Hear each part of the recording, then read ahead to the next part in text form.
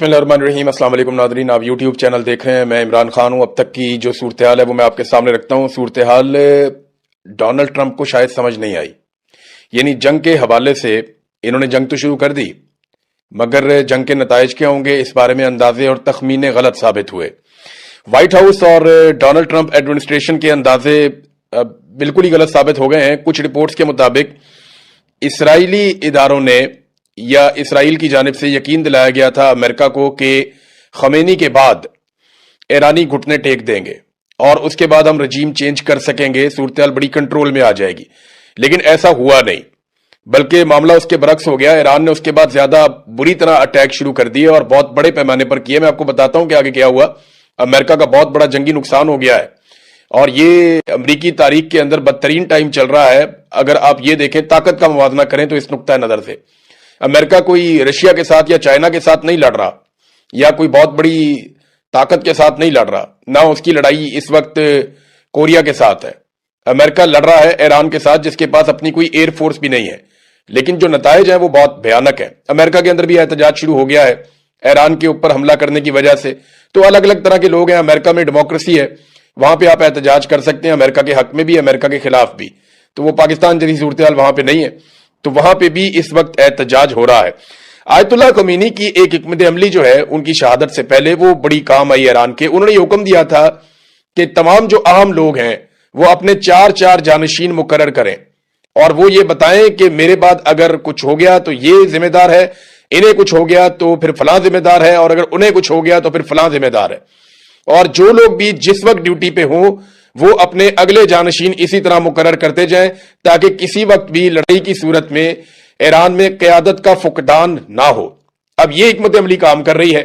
हालांकि अमेरिका ने, इसराइल ने बहुत सारी क़यादत कत्ल कर दी, शहीद कर दी ईरान की, लेकिन इसके बावजूद उन्हें मुतबादल लोग मिल जाते हैं जिनके जरिए से वो जंग को बढ़ाते चले जा रहे हैं। अब सूरत हाल अमेरिका के लिए मैं आपको कह रहा था शर्मिंदगी वाली है। वो इसलिए कि कुवैत में अमरीकी तैयारे गिर गए हैं।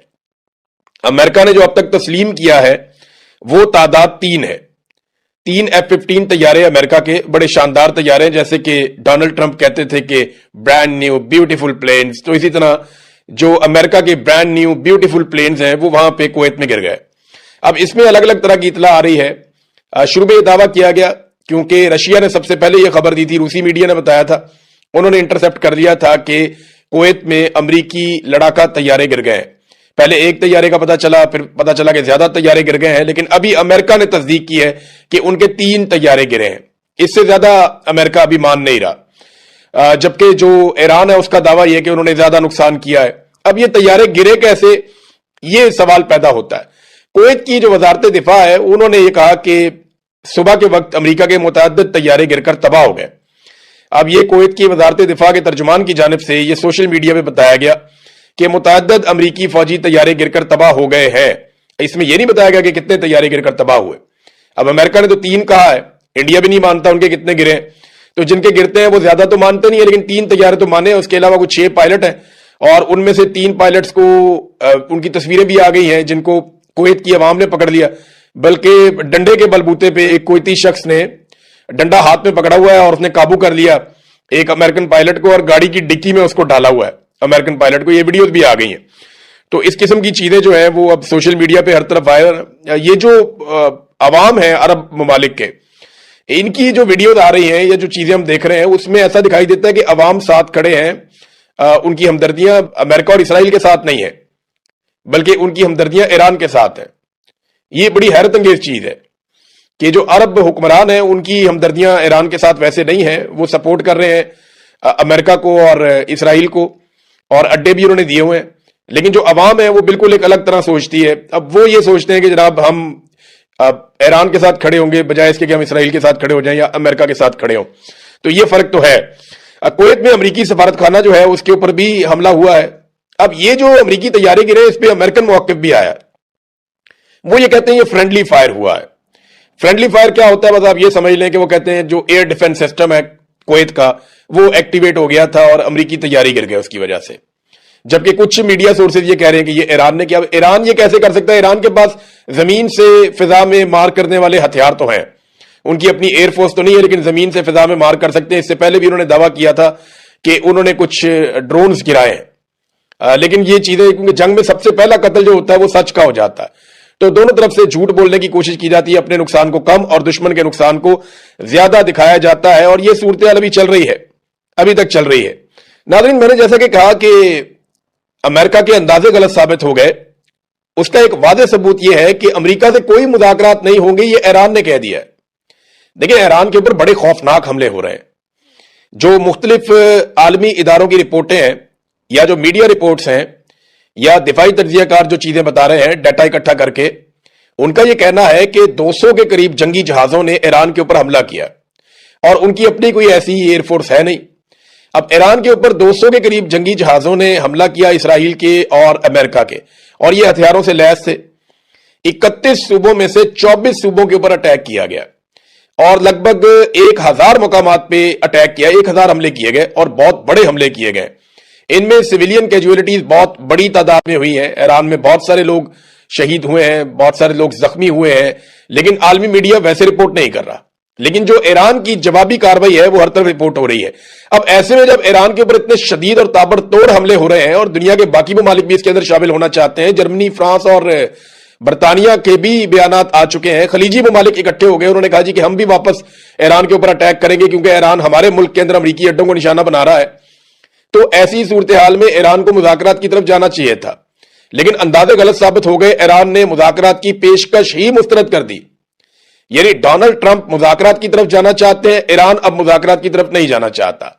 بلکہ ایران کی وزارت دفاع نے ایک سٹیٹمنٹ جاری کیا تھا جس میں انہوں نے کہا کہ اب یہ فیصلہ ہم کریں گے کہ جنگ کب ختم ہونی ہے، کیونکہ جنگ کا آغاز امریکہ اور اسرائیل نے خود کیا تھا۔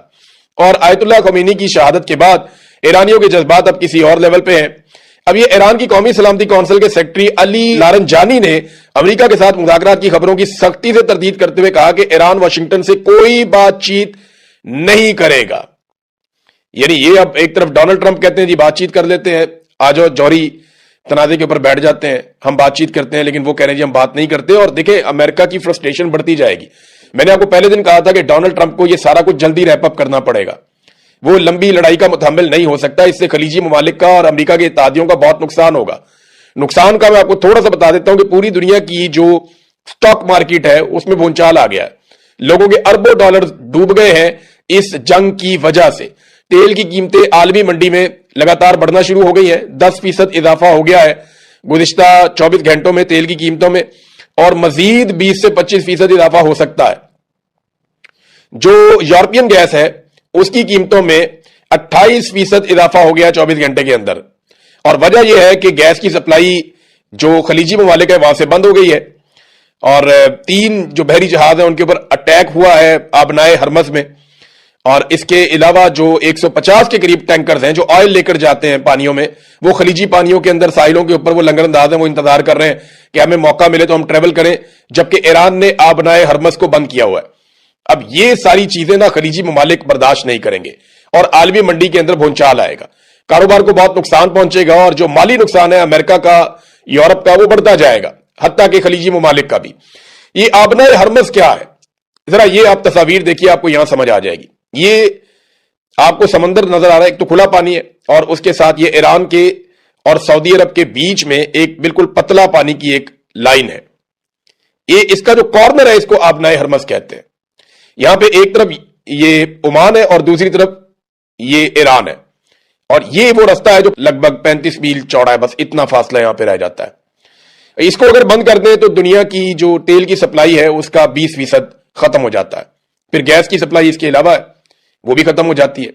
اب یہ کون کون سے ملک متاثر ہوتے ہیں اس سے؟ عراق، ایران، سعودی عرب، بحرین، قطر، کویت اور UAE، یہ سارے ممالک جو ہیں ان کی جو پیٹرولیم کی تجارت ہے وہ 90% ان کی رک جاتی ہے اگر آبنائے ہرمز کو بند کر دیا جائے تو ایران نے دباؤ کے تحت آبنائے ہرمز کو بند کر دیا ہے، اور اب وہ میزائل داغ رہے ہیں بہت تیزی سے۔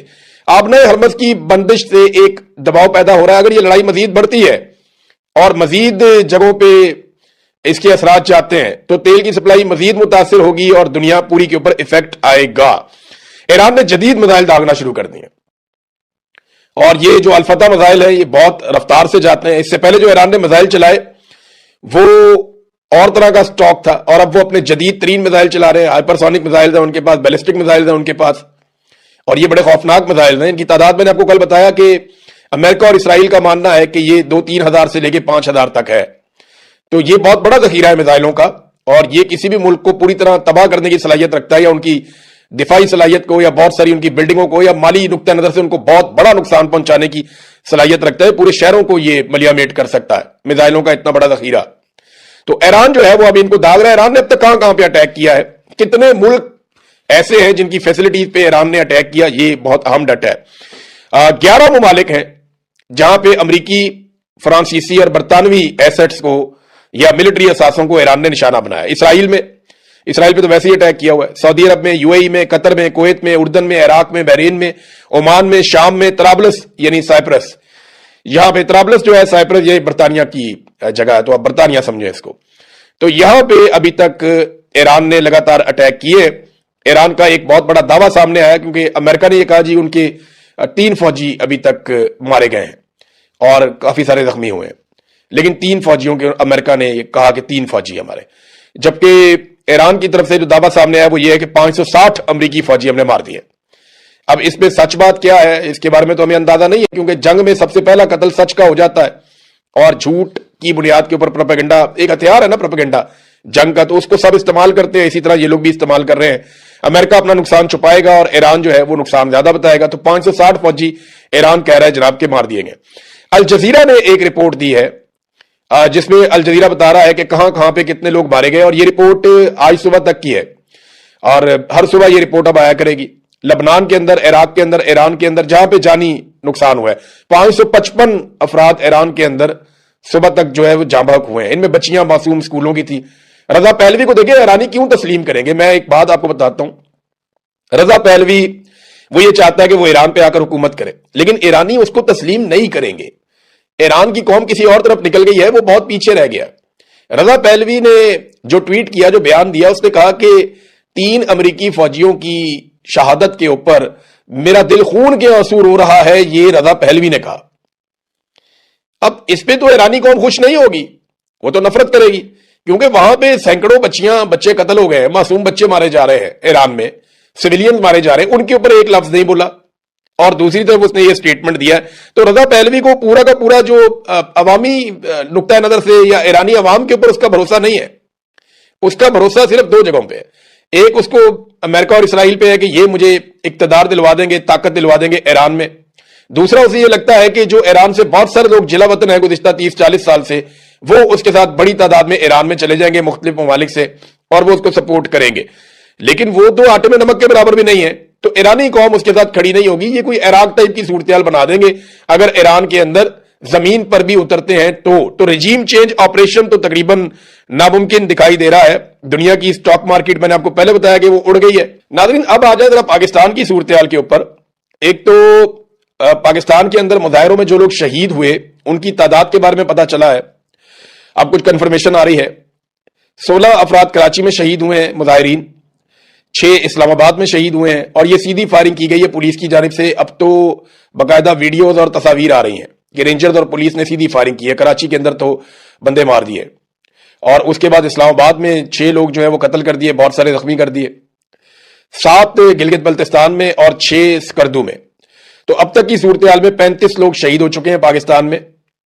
گلگت بلتستان اور سکردو کے اندر جو ہے وہ کرفیو نافذ کر دیا گیا ہے لا انفورسمنٹ کی جانب سے کہ جناب وہاں پہ لوگ اب باہر نہ نکلیں, جبکہ پاکستان میں بہت ساری پروازیں منسوخ ہو گئی ہیں. پاکستان کے اندر جو ہے وہ پشاور سمیت دیگر ایئرپورٹس کے اوپر اب پروازیں منسوخ ہو گئی ہیں, اور وہاں پہ لوگ ٹریول نہیں کر پا رہے. یہ ہے ناظرین صورتحال, اور انٹرنیشنل فلائٹس تو ویسے ہی ختم ہو گئی ہیں اس پورے ریجن کے اندر. پاکستان کی حکومت کے لیے ایک بہت شرمناک صورتحال تب پیدا ہو گئی ہے جب صحافیوں نے ان سے یہ سوالات کرنے شروع کیے کہ آپ امریکہ کا نام کیوں نہیں لیتے. بلاول زرداری یہ جناب پہنچے کیونکہ ان کے والد نے خطاب کرنا تھا, تو یہ پارلیمنٹ آئے تو صحافیوں نے انہیں گھیر لیا. انہوں نے پوچھا اور بار بار پوچھا بلاول سے کہ بلاول صاحب آپ امریکہ کا نام لے کر تنقید کیوں نہیں کرتے, آپ امریکہ کا نام لے کر کیوں نہیں کہتے اور مذمت کیوں نہیں کرتے. میں وہ سوال آپ کو سنواتا ہوں جو جرنلسٹ وہاں پہ سوال کر رہے تھے, اور بلاول بالکل خاموشی سے ایک لفظ بولے بغیر آگے بڑھتے چلے جا رہے تھے اور جواب دینے سے گریز کر رہے تھے. یہ صورتحال ان کے لیے پیدا ہو گئی, اور یہ بڑی شرمندگی والی صورتحال ہے. یہ ذرا آپ سنیے اس میں کیا ہوا. آپ کے نوبل انعام کے آپ بھی حامی ہیں, اب بھی ٹرمپ کے نوبل انعام کے عام بلاول صاحب اب بھی ٹرمپ کے نوبل انعام کے حامی ہیں. یہ جناب بلاول سے پوچھ رہے ہیں کہ کیا آپ اب بھی ٹرمپ کے نوبل انعام کے حامی ہیں؟ تو بلاول کی آواز نہیں نکل رہی، بالکل خاموشی کے ساتھ چلتے چلے جا رہے ہیں. رانا ثناء اللہ سے بھی یہ سوال ہوا، بلاول کو تو بالکل چپ لگ گئی، کیونکہ امریکہ کے خلاف بولنے کا مطلب یہ ہے کہ کبھی بھی اقتدار میں انہوں نے نہیں آنا اور یہ امریکہ کے بھروسے آئیں گے، کیونکہ پبلک پہ تو ان کو بھروسہ ہے نہیں. لیکن اب پی ایم ایل این اور پیپلز پارٹی یہ اب ڈونلڈ ٹرمپ کے خلاف کسی صورت نہیں جا پائیں گے. سینٹ کے اندر بھی یہ مطالبہ ہو گیا ہے کہ جو امن کا نوبل انعام کی نامزدگی پاکستان نے سب سے پہلے کی تھی کہ ڈونلڈ ٹرمپ کو امن کا نوبل انعام دیا جائے، وہ نامزدگی پاکستان واپس لے. اور یہ مطالبہ پاکستان میں زور پکڑتا جا رہا ہے. تمام مظاہرین بھی یہ کہہ رہے ہیں، تمام مخالفین بھی یہ کہہ رہے ہیں، اور ایران جنگ کے حوالے سے لوگوں کا یہ ماننا ہے کہ امریکہ نے امن و امان کو خراب کیا ہے، لہذا پاکستان نے جو ڈونلڈ ٹرمپ کے لیے امن کے نوبل انعام کے لیے نامزدگی کی ہے وہ نامزدگی واپس لے لے. اب بلاول سے بار بار پوچھا، لیکن بلاول کو بالکل چپ لگ گئی اور وہ بولنے سے بالکل قاصر رہے. رانا ثناء اللہ نے پوچھا تو انہوں نے کہا جی ہم نے تو صورتحال کی مذمت کر دی ہے. دیکھیں صورتحال کی مذمت کی ہے، ذمہ دار کی مذمت نہیں کی کہ یہ صورتحال پیدا کس کی وجہ سے ہوئی اور کون اس کے لیے ذمہ دار ہے. اس پہ پاکستان نے کسی قسم کی کوئی بات نہیں کی. تو ناظرین یہ ہے اب تک کی صورتحال. ایک اور خبر ہے عمران خان صاحب کا کیس، اور اس حوالے سے کہ ان کو اسپتال میں شفٹ کیا جائے، اس حوالے سے کہ ان کو بیل دی جائے. یہ معاملات اسلام آباد ہائی کورٹ میں چل رہے ہیں. سپریم کورٹ نے تو ہاتھ کھڑے کر دیے. اور اب کل کا دن بڑا امپورٹنٹ ہے. میں اگلے ویلاگ میں آپ کو بتاؤں گا تفصیل سے، باقی خبروں کے ساتھ ساتھ یہ بھی کہ اسلام آباد کے اندر ہائی کورٹ میں عمران خان صاحب کا کیس کل کے دن کے لیے لگ گیا ہے، اور اس میں کیا پیش رفت ہو سکتی ہے، کیا واقعی عمران خان صاحب کو اسپتال شفٹ کیا جا سکتا ہے. ہاں ایک اور بڑی خبر جو میں مس کر گیا، اور یہ واقعی بہت بڑی خبر ہے کہ سعودی عرب نے ایک گلہ کیا. ایک تو ارامکو دنیا کی مشہور ترین اور بہت بڑی ایک سائٹ ہے، ریفائنری ہے، آئل ریفائنری، سعودی عرب میں عارضی طور پہ بند کر دی گئی ہے. اس کے اوپر بھی ایک اٹیک ہوا ہے، لیکن ایران نے یہ کہا ہے کہ یہ اٹیک ہم نے نہیں کیا. دوسری ایک اور بات یہ ہے کہ سعودی عرب نے ایک گلہ کیا ہے امریکہ سے، اور یہ بہت بڑا گلہ ہے. سعودی عرب نے کہا کہ امریکہ اپنے پورے ہتھیاروں کے ساتھ ایئر ڈیفنس سسٹم کو اسرائیل لے گیا اور اس نے اسرائیل کی پروٹیکشن کی ہے اور ہمیں ایرانی میزائلوں کے سامنے اکیلا چھوڑ دیا. یہ سعودی عرب نے گلہ کیا امریکہ سے. تو یہ تو بات ٹھیک ہے. دیکھیں جب بھی کبھی امریکہ کو انتخاب کرنا پڑے گا کسی ایک دوست کا، کسی ایک سجن کا، تو ڈونلڈ ٹرمپ ہمیشہ اسرائیل کا انتخاب کریں گے، کیونکہ ڈونلڈ ٹرمپ نے کبھی بھی جھوٹ اس طرح بولا نہیں ہے. ڈونلڈ ٹرمپ کھل کر بات کرتے ہیں، صاف بات کرتے ہیں. ڈونلڈ ٹرمپ کہتے ہیں میرا اسرائیل سب سے بہترین دوست ہے اور میرے سب سے اچھے تعلقات اس کے ساتھ ہیں اور میں اسرائیل کو محفوظ بنانا چاہتا ہوں. انہوں نے کبھی لگی لپٹی رکھی نہیں ہے. تو عرب ممالک کو یہ بات خود سمجھنی چاہیے تھی کہ ان کی پریورٹی ہمیشہ اسرائیل رہے گا. تو سعودی عرب کا یہ گلہ تو جائز ہے، لیکن گلہ کیا آپ کو پہلے سوچنا چاہیے تھا کہ اسرائیل ہی ان کی پریورٹی رہے گا. امریکن ایئر ڈیفنس سسٹم اسرائیل کو پروٹیکٹ کر رہے ہیں اور سعودی عرب کا گلہ ہے کہ ہمیں پروٹیکٹ نہیں کر رہے. باقاعدہ یہ خبر اب